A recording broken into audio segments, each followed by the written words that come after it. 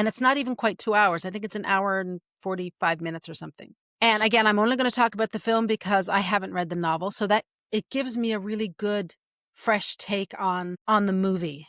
And like I said, I was completely confused.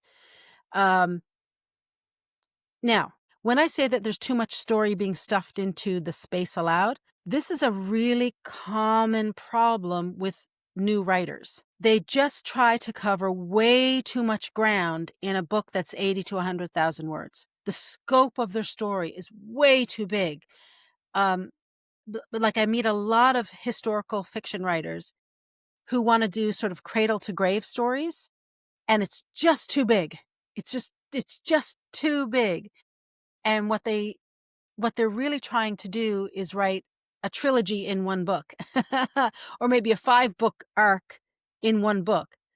And the reason it's such a common issue is because new writers just don't have the experience yet to understand what the natural scope of a story is and how much you can actually fit into a book.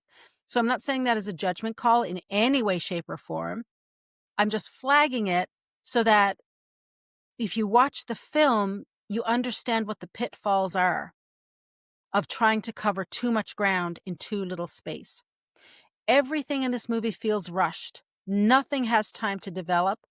And everything that happens to Lyra feels too convenient by half. And Melanie, you already articulated several examples of this.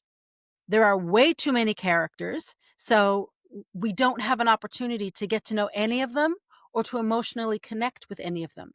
And when I say too many characters for a story this length. When you are writing a fantasy trilogy, or like a space opera or something like that, that is expansive in nature, you are going to have a large cast of characters. But that's that style of writing. And it's very different than this style in writing. It's the difference between writing a 7-book fantasy series and writing a novella. If you're writing a novella, you have a very small cast because you only have 50 or 60,000 words, and you can't accommodate a large cast in that number of pages or that number of words. It's the same effect here. So if you want to get a sense of what it feels like to a reader, watch this movie. And you're like, oh, every scene is a brand new character that sort of comes into the movie and leaves the movie, and what's happening? Who's on first? What's on second? Okay.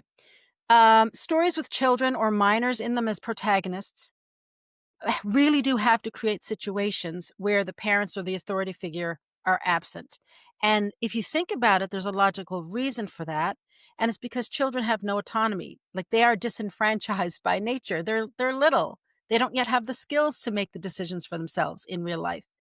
And therefore, they have people to look out for them. And they do have to ask for permission to do things. And they can't get anywhere on their own. They just don't have that ability. So in a novel, then, those authority figures have to go away.